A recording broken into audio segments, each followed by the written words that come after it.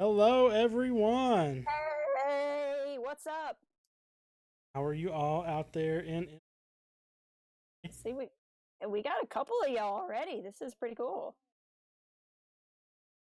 Keeps hanging out with us in the chat. Got So if you're Dom and Dale and Carlos. so if Carlos you're and I here were chatting. specifically for Jedi Lost, Right, whatever has brought you here, we're glad that you are here. indeed.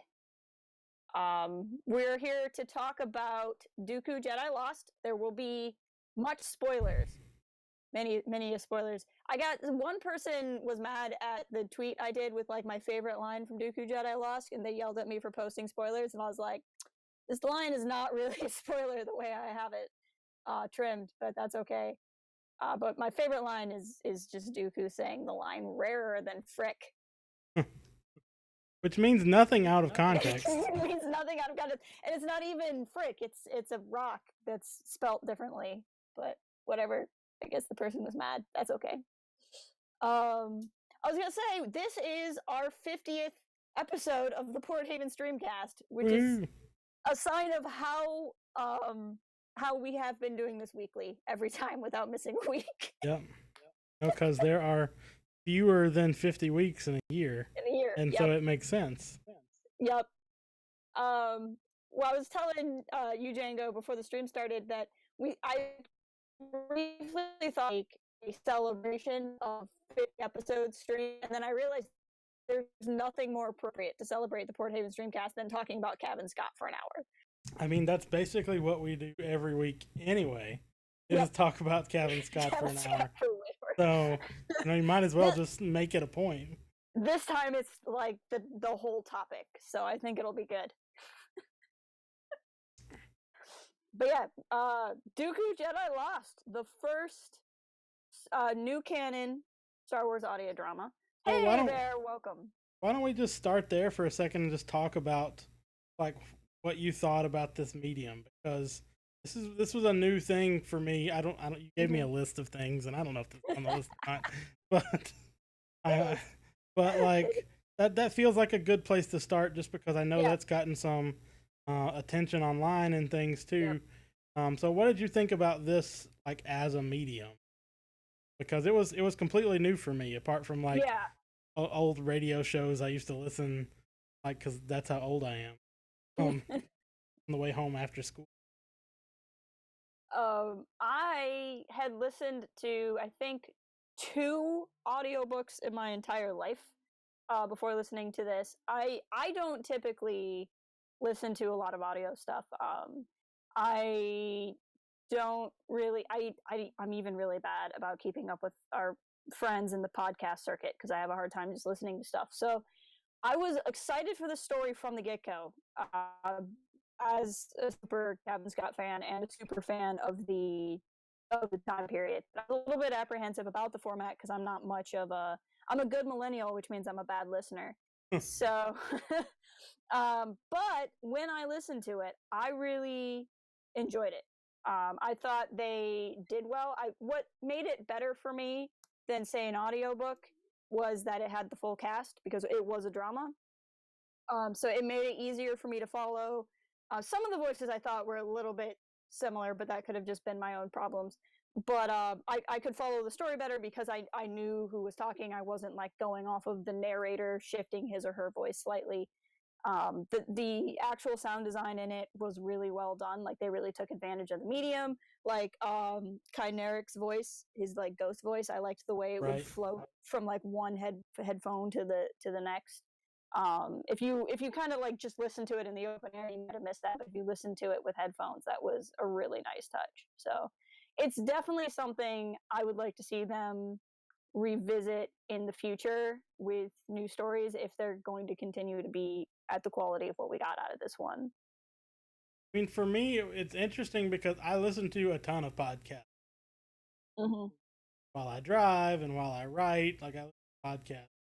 But I very rarely do that with fiction, because like it requires a level of attention that's like different than like just the kind of, even if it's like important news stuff, which is some of the podcasts like you can just kind of absorb that in a way where like narrative requires you to listen, especially if you want to focus in details. And so, like, I Mhm. generally don't gravitate towards audiobooks. Mhm. Even though, I mean, it's worth talking about the ways this is different than an audiobook. Yes. Um, but I really enjoyed it too. One of the things I first commented to you about, because I started it a day before you were able. Uh, I was trying very Mhm. hard not to one get your expectations up, given other things Right. that had happened in close proximity. Don't bring up the Um, memory. but also I didn't want to spoil anything. But even Right. just like the amount of Foley work, Yeah. like that was something that at least in the audiobooks I had experienced before was new. Mhm. Yeah. That may be very common to Star Wars audiobooks. I don't, Mhm. but but like you said, just the extent to which it was designed to be an audio experience Yes. really stood out to me, and it makes me want more of them. Yep. And it makes me wonder, honestly, if there aren't more of them already in production. Yeah. Because we only found out about Jedi Lost about a month before it was released. Yep. So at any given point, we could be expecting another audio drama like in the next month. That's like a Right. crazy thought.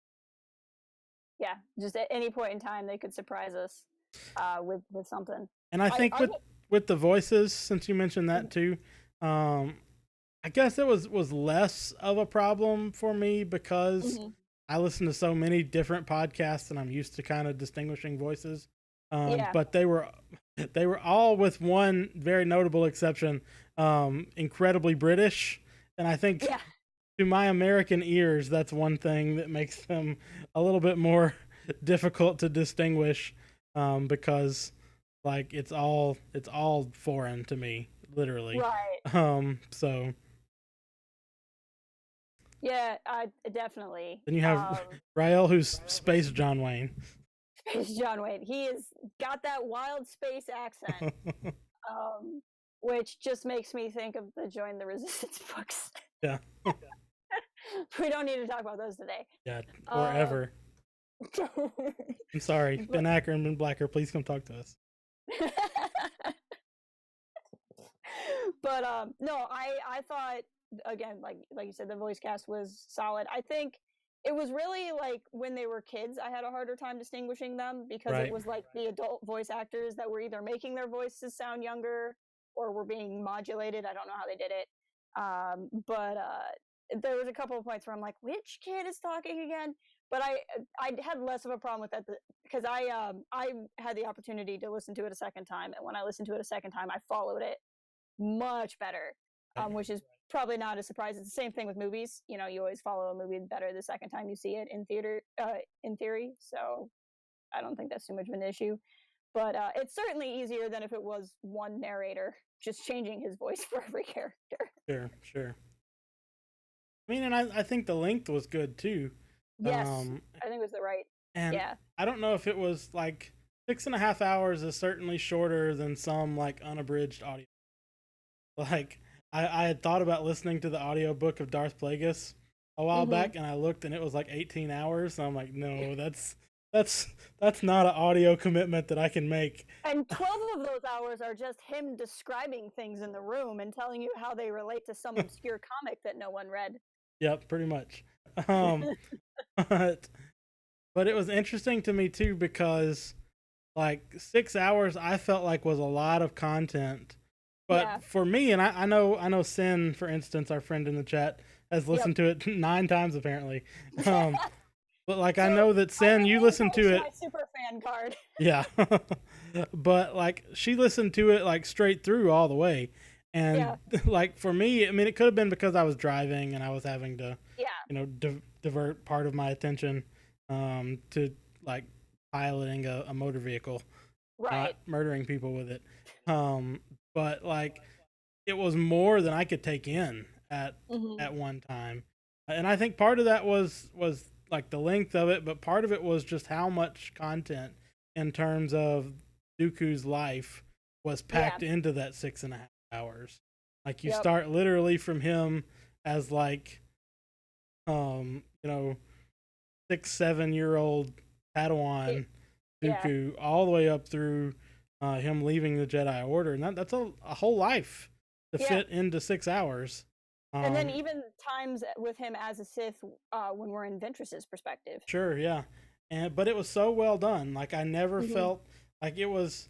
I don't know what the editing process for an audio drama script is like compared to a book, but it was very efficient with its time. Is a good way of putting that. I never felt like it slowed down. I never felt like too much at once. Really worked for me in a way that honestly it's not that I didn't think that it would, but I didn't know that it would because I'd never done anything. Experienced it. In a way, it almost felt like a series of like Clone Wars episodes. Sure. Like it had like the pacing of watching a Clone Wars arc, in a way, which I say that's a good thing. I love that. Real quick, to Darth Revan in the chat. If you have only an hour left, we will be discussing the ending, so keep that in mind. We enjoy having you here, but we don't want to ruin the end for you. And then hello to everybody else. Spoiler alert, Vader is Luke's dad. Right there. But yeah, Dom Paris said in the chat too that it still leaves a lot in the air for further Dooku stories. Yes. That was the first, my literal first thought, and I probably texted this to you after I finished it, was this gave me a lot of what I wanted because I've wanted a Dooku story for a long time. Yep. And it gave me most of what I wanted, but I immediately wanted more. Right. And immediately took to Twitter to take advantage of our relationship with Cavan Scott to ask for more. I know what you just gave me required a lot of work, and I really enjoyed it. But if you could give me more, like now, I would also appreciate that. Sit down and just generate it for us out of thin air. Yeah, I think I also asked him. I was like, "So I finished Dooku Jedi Lost. Can we get Dooku Sith Found now, please?" Yeah. No, like you said, I thought the pacing was good. I think there was one part where I was like, it was the one rival character who was a gambler. Like we got to his part, and that one just felt like a little odd because it was like Ventress was saying, "I want to know what Dooku's like as a teacher," and then we cut to like Qui-Gon hanging out with this other guy. And I wasn't really sure where it was going, but then that paid off really well in the probably the biggest emotional turn for me in the book, which is the one I like blew your phone up when I got to. That was also the one that when I got to it before you did, I told you I had cried over. But like that part would not have been in any ways as emotional or impactful without the gambling, stealing stuff bit. So then I kind of understand, which is not uncommon in stories to like give you a thing. And that's again where I felt like it was kind of like a Clone Wars arc where like if you go to the Geonosis arc in Clone Wars, there's a couple of those where it's like, what does this have to do with the Battle of Geonosis? But then they pay off in the end. So it wasn't a, why am I listening to this? But it was a, okay, this is clearly going somewhere different. I'm waiting for the payoff. And then I did get the payoff. So I was really excited. But I also know that you agree with what Dom says in the chat, that like I know you wanted more, or you would want, not that you would like, you want more like Yoda and Dooku Master and Apprentice adventures, and things like that too. It's interesting that a story called Dooku Jedi Lost was in fact entirely about Yoda, and in my mind, Yoda was the main character. I thought that was a bold choice, which is how it would seem if you talk to me at all after this. No, more Yoda all of the time. There just will never be enough Yoda stories in canon. But I would love to see more of their time. And that was actually one of the story points if we want to get into the story. And also, I'm really sorry, I'm not saying hi to everyone in the chat, but I see Kyle came in. Regina, hello. Who else sent Comfort, welcome. I see all of you guys, I promise. Midway, I see you. But there's so much to talk about. Yeah, with the story with Yoda, I thought it was interesting how there was always, I don't know if rivalry is the right word, but Yoda picks Dooku as his Padawan, which was interesting because I had just come off reading Master and Apprentice, and the big deal in Master and Apprentice is that Qui-Gon joining the council, but he has a Padawan, and that's unusual. So it was like, okay, so Yoda must have a clear purpose for wanting to take Dooku, because he's not only on the council, he's the Grand Master. But then it just seemed like he didn't train Dooku much, and I was trying to determine if that was a fault of Yoda or if that was a fault of Dooku not taking interest in what Yoda was doing, that sort of thing. Because, like, the first scene between Dooku and Yoda as Master and Padawan, I adored. I think I was texting you during that one too, where Dooku is like, "I'm gonna show you how awesome I am and how good I am at the Force and stuff," and Yoda's just sitting there like taking a nap.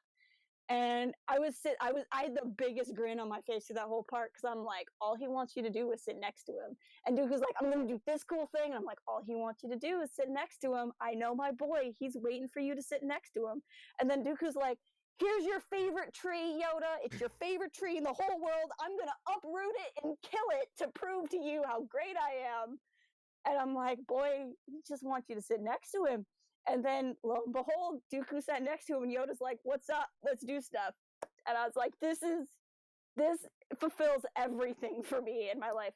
But to go from that, where Yoda was like sitting there for so long and giving Dooku so much time, to go from that to Yoda can't train you today because he's doing a treaty. I was like, has there been a shift in the Republic? Has there been a shift in Yoda? Or is it that Dooku doesn't want to go to these things? Is it that Dooku can't go? Like, is it like only like it was something to get Yoda even to go? Is it that Yoda recognizes that he would learn better from Kastana? I kept calling her not evil Kreia. I'm sorry, Cavan. But she was just not evil Kreia in my mind because their voices sounded so similar. But for me, I think it's probably a combination of things. Yeah. I think Yoda chose Dooku because he had a sense, hopefully, that there was something that he had that he could pass on to him, and also that maybe Dooku needed that. But I also think that given like the time constraints of being the Grand Master of the Jedi Order, he may have also picked Dooku in part, at least because he knew Dooku would be alright if he had to go do Grandmaster thing. I think that plays out, and I think that's one of the main concerns, at least the way I read it, with Qui-Gon, being on the council potentially and not having a Padawan. Yeah. One, that would have been new to Qui-Gon, and Yoda's been at it for.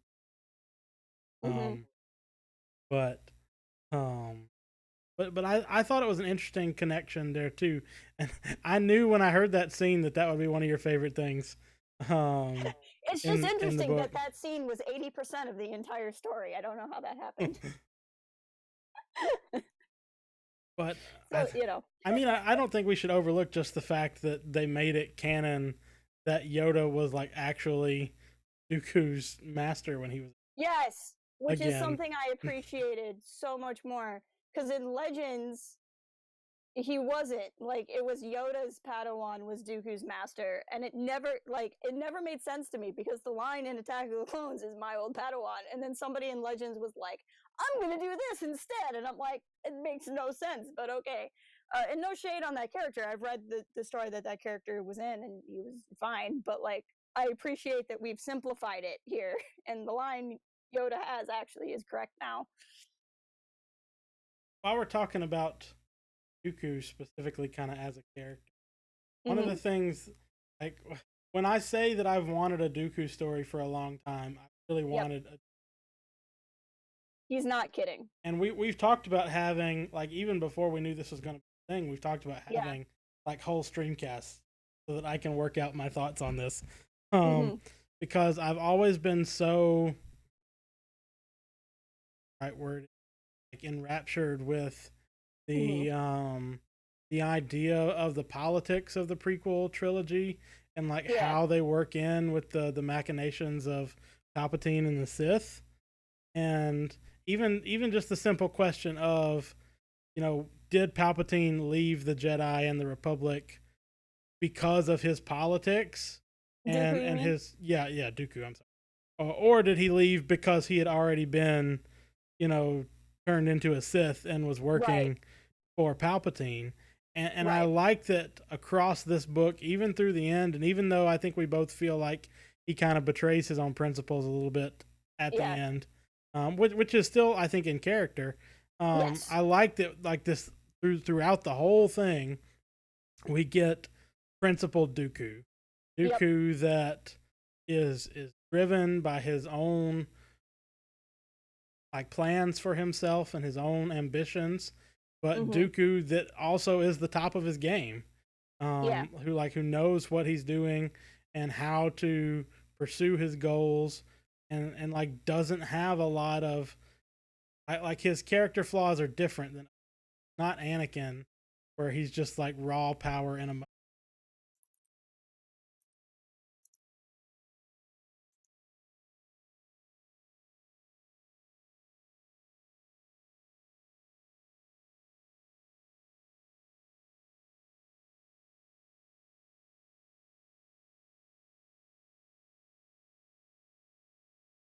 It's claiming it's resuming.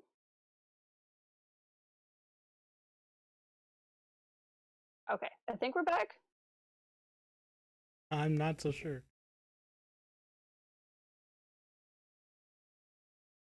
It's saying we are.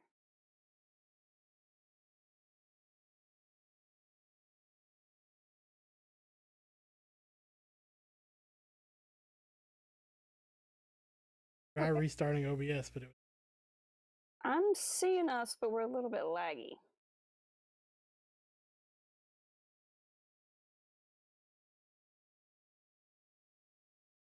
Um.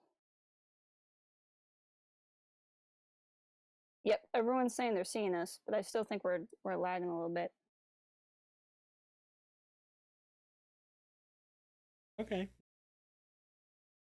Oh nope, it says gone again.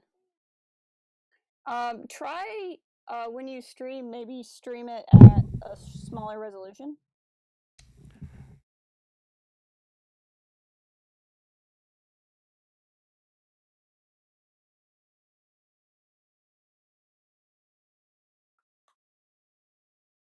Lower the bit rate. No, like there's like a resolution you can do, like video. I think it's under the video tab.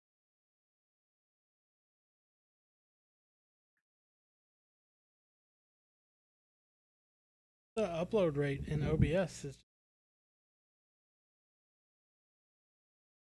Okay, I'm seeing us, but from dang it. I feel like this topic is just like cursed or something.